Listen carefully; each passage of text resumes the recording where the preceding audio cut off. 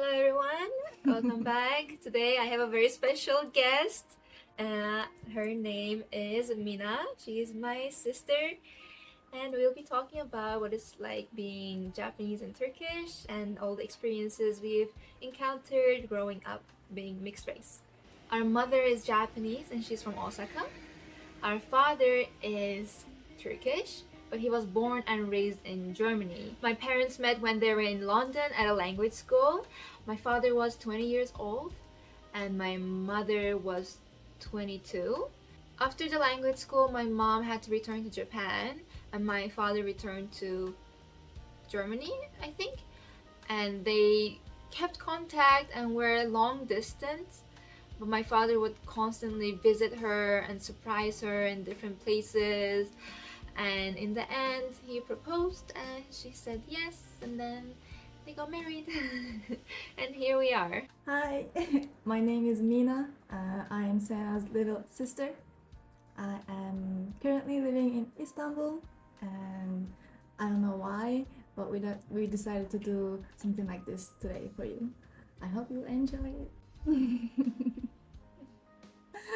I'm camera shy, so please don't mind my awkwardness time to time. First question, where were you born and raised? Okay, you can answer me now. Born and raised in Istanbul. Although, if I have to be more specific, I spent 2 years in Germany while in elementary school, and 6 months of high school in Japan, and 4 years of uni in Italy. So let's say in total, I've been here in Istanbul for 20 years, 19 years. Yeah. Wow. You? Similar answer. Except I didn't go to Japan for 6 months, which is such a fun experience. We'll get to that I'm later. a little bit jealous. But yeah, so the same thing. I was born and raised in Istanbul. Went to Germany for 2 years. So yeah, but mostly in Turkey, and then I'm here in I Canada. never came back. I never came back. Second question? Next Okay. question. How many languages can you speak? I speak 4 languages. Turkish, Japanese, English, and German. We grew up speaking 3 languages, so Japanese, Turkish, and English. Turkish was easy because we live in Turkey. Japanese with our mother, and English with our father a little bit. And then my German came from high school. I went to a German high school, Austrian high school, where we learned German. So for the entire 5 years of high school, we did everything in German. 4 for me too, but the only difference is instead of German, I have Italian. And I'm glad for that because I don't like German personally. It's so hard, and I actually did know a few words thanks to living in Germany for 2 years, but that just went away the moment I came back here. But yeah, as Sena said, we had the opportunity to have English, Turkish, and Japanese all at the same time since we know ourselves, and that's like a huge privilege. どうしてしてなっていうの？あ、ごめんね、おねyour turn. 全くもどうぞ。So, one means big Yeah. sister.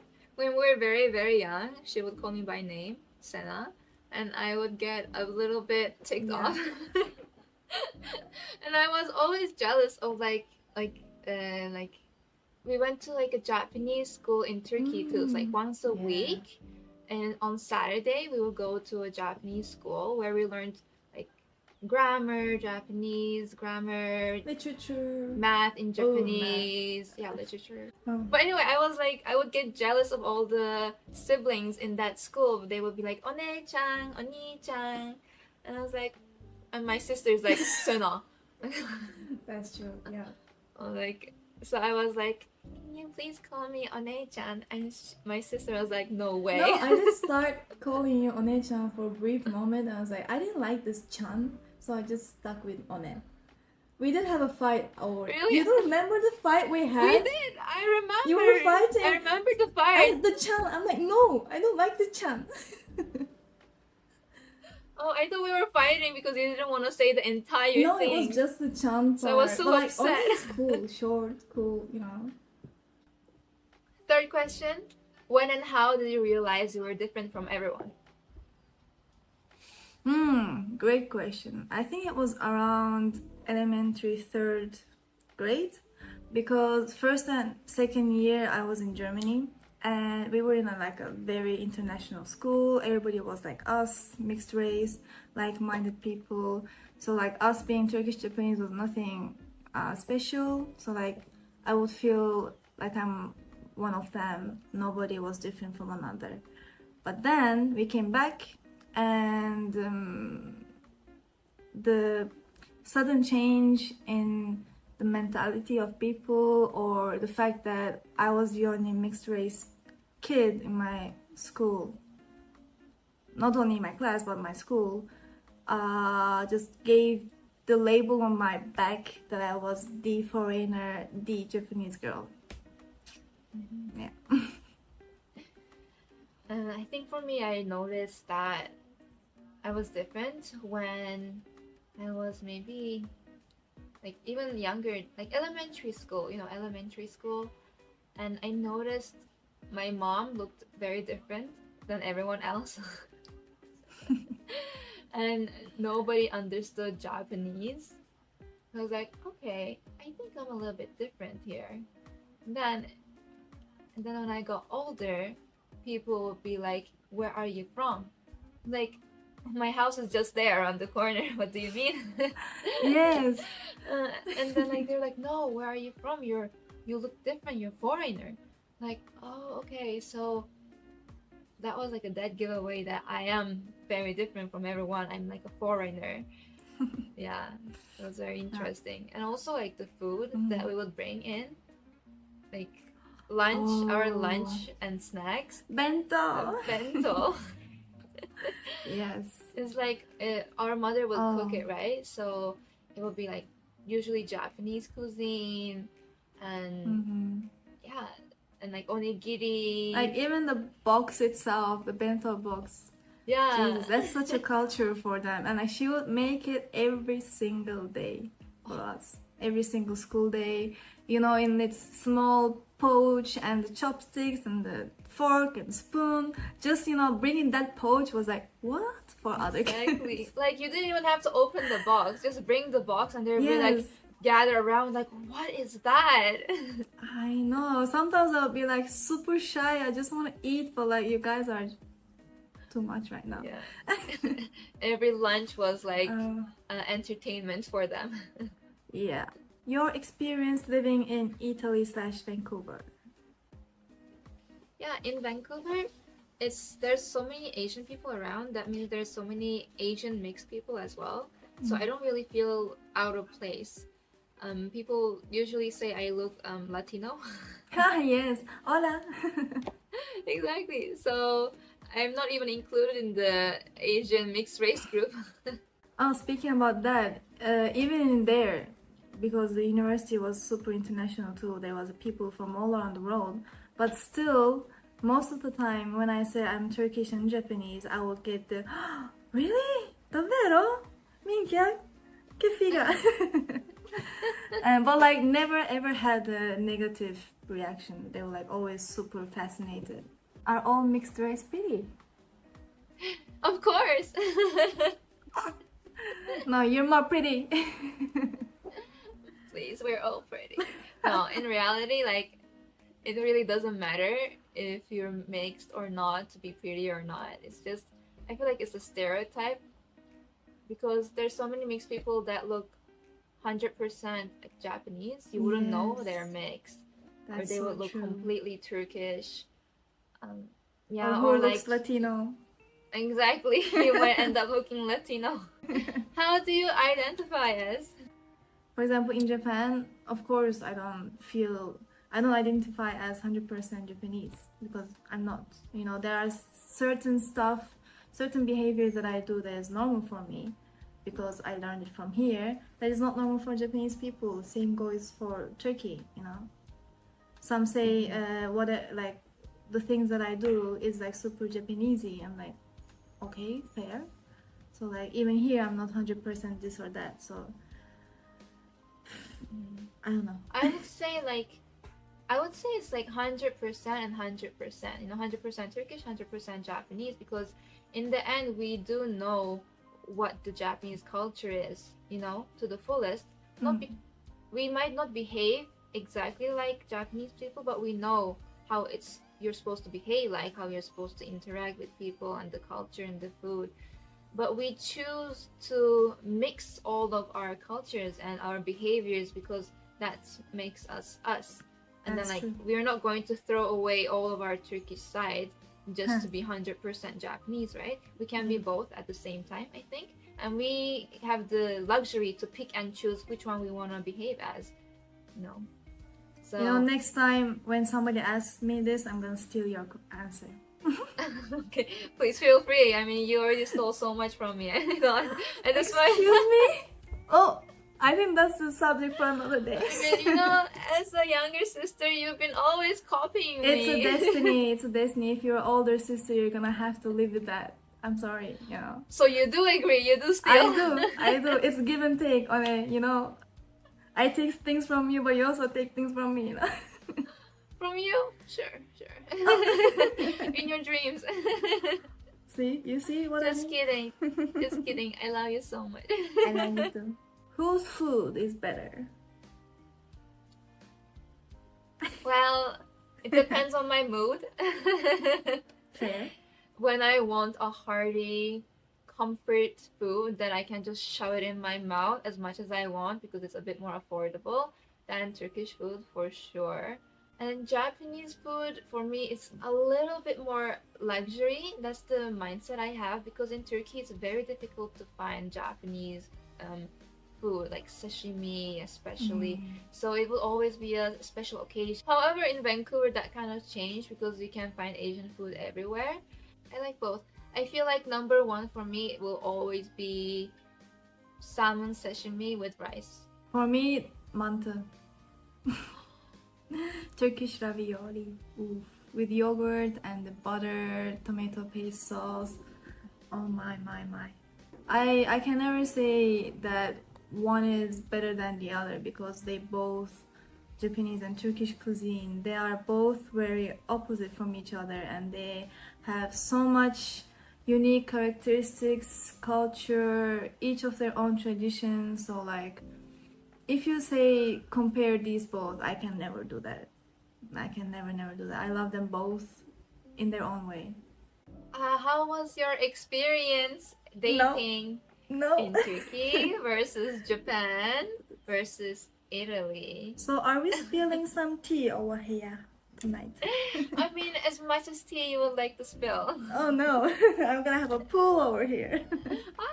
No, just like a general. It's fine. Okay, well, you go first then. I go first? Yes, you go Okay, first. well, my experience dating in Turkey was... Yeah, see, you feel that cringe over there. I'm already cringing. Okay, well, I noticed that men in Turkey is very intense. They can get very intense when the moment they're interested in you. So I had a experience before I came to Canada. This one guy I was seeing, less than a week, he tried to give me a promise ring. So so other people in Canada would know I'm taken. I was like, Oof, no way. alpha man. It just got creepy really fast. I was like, no, I don't want to talk to you anymore. I don't want to see you anymore. It was just so weird. Very good choice. Yeah, they're very intense, I feel like. I know. But when they're not interested, like you can tell immediately. It's very obvious. They show their feelings with their actions and their intensity. So it's very easy to spot someone who just wants to play and who's really serious. It was very useful in that way to be like, okay, I'm gonna stay away from this person. Oh, I think I could be interested in this person. So very straightforward, very nice. In Japan, I never lived there fully, so I don't know the experience of dating in Japan. I did have very similar situation as One with the promise ring and so on and so on, because I also had a relationship right before I went to Italy for university, and same stuff.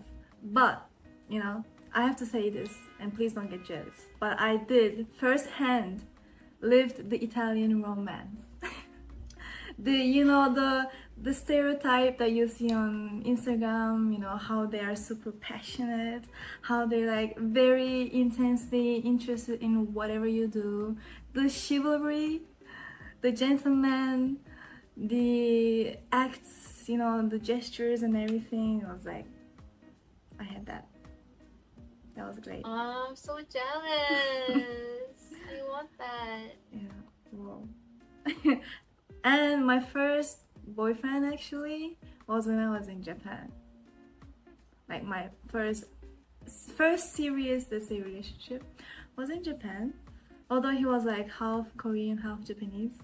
So Oh, he was a half too. yeah. So like I Cute. I cannot really give example on how Japanese guys are like, but they are usually not expressive with their feelings, their emotions. They're always on the taking it super slow, just seeing the other person's reaction and being shy and not being like carpe diem, make me just do this because I feel like this. Nah. If I have to compare it with Italian guys, they're like this. Like this. Oh my god. Total opposite. Total opposite, yeah. Turkish people are kind of same. Like same. Italian? No. Like the Turkish people, the Turkish guys, showing like that the they're intense. the man, they're the alpha, they have to be the one protecting the girl, whatever the situation. Even if I say I can handle this on my own, they'll be like, no, you're my girl, I'll protect you. Okay. Yeah. Yeah. But it's always So- nice to be loved. Everybody express their love in their own way, so yeah. Mm-hmm. But it's so funny that like every is. culture, everyone in that culture is like assimilated to it, right? So like the characteristics kind of come up from those people. It's like, and then when you actually travel with them, suddenly they kind of show their true self, and like, oh, I actually. Oh yeah, that's a very good point. Yeah, they show their love in a different way. That's different from how they were raised in that culture initially, right? So it's very interesting. So pros and cons of being mixed race. Should I go? Let's start with the cons. Oh, cons. Verbal bullying, discrimination, making fun of our culture, food, the way we behave, yada yada yada. But me personally, what I struggled with most was I was never seen as Mina as an individual person, but whatever I do or whatever I say, I would always receive this kind of reaction, such as, oh, so this is how Japanese people think or say, or darling, this is Turkey, not Japan, or back in your home it could be like this, but here it's like that. I'm like, okay, great. I roll. And yeah, so like finding myself as a person between all these kind of comments and judgments was hard in early days. Now I don't give a damn about what they say. It's good. Yeah. Do you want to go with your con or should I do pros? Yeah. Yeah, for me too, it's very similar. I think the only two cons is like being made fun of, like micro racism and not being able to fit in. But honestly, that's it. if you don't take those to heart, honestly, there's just so many pros about being mixed race that it overpowers all the negative stuff. Yeah. But you're a kid, Honestly, you know, you do focus on the negatives, so there's nothing you can do. really. Well, I was as a kid, I feel like I was even more optimistic than I am right now. I feel like when I was a kid, all the negative stuff made me laugh. I was like, what a weird way to think. That But shows now a strong mentality. I guess so. But right now I'm a bit more like, oh, why did they say that? Is it really true? Because I get into a more serious mindset right now when I hear negative stuff. But when I was a kid, everything was just whatever. That's your opinion. Damn, what a cool kid you were. Don't It's give a really damn. useful. Well, my. yeah, so there's so much more positive stuff being mixed race. I think we're very blessed with that. Like, just the amount of languages we can speak and being able to retain languages fast and being able to experience two different cultures like it's your own and getting to have a bigger network of people to tap into and understanding different perspectives of different cultures that makes you even more open-minded to every walk of person on this earth, you know. Another thing that is very great about being mixed race is if you behave wrong, there's always an escape route of, oh, it's because I'm Turkish. That's true. Or if you say a different, like a word wrong, or you speak in the wrong grammar, it's like, oh, it's because I'm Japanese. And everybody's like, oh, okay. So it's a very easy escape route, which you can use it when you were younger, but now I don't think I can use it anymore because you're older and you should be able to speak properly at least. I mean, yeah, Yeah. you still can sometimes, just a bit. Sometimes. But But yeah. yeah. What But I about you? think, What about all the positive things? oh, I think being mixed race and receiving this discrimination and microbullying made me mature in an earlier age in a way that slowly I realized that being different is not a sin or something to be judged about or feel bad for yourself, but it was more like negativity that was coming from people who usually wouldn't understand or be intimidated by something they cannot comprehend or be jealous about it. Like they would say these hateful comments because you're different from them and that not they are not different than the others, so they'll be jealous about it and they would have this kind of inferiority complex that would just show it to you in a hateful way. So after learning this, whenever I would receive a hateful comment after that, I would be like, you know what, I feel bad for you that you're thinking like this and feeling like this, but this is not my problem, so go away. Deal with your own stuff. Thank you so much for staying up so late and doing this small, YouTube video with me. Of course. Even though you're a bit shy being on camera, I really, really appreciate it. Thank you everyone for watching. I hope you had fun just as much as we did. I hope you enjoyed.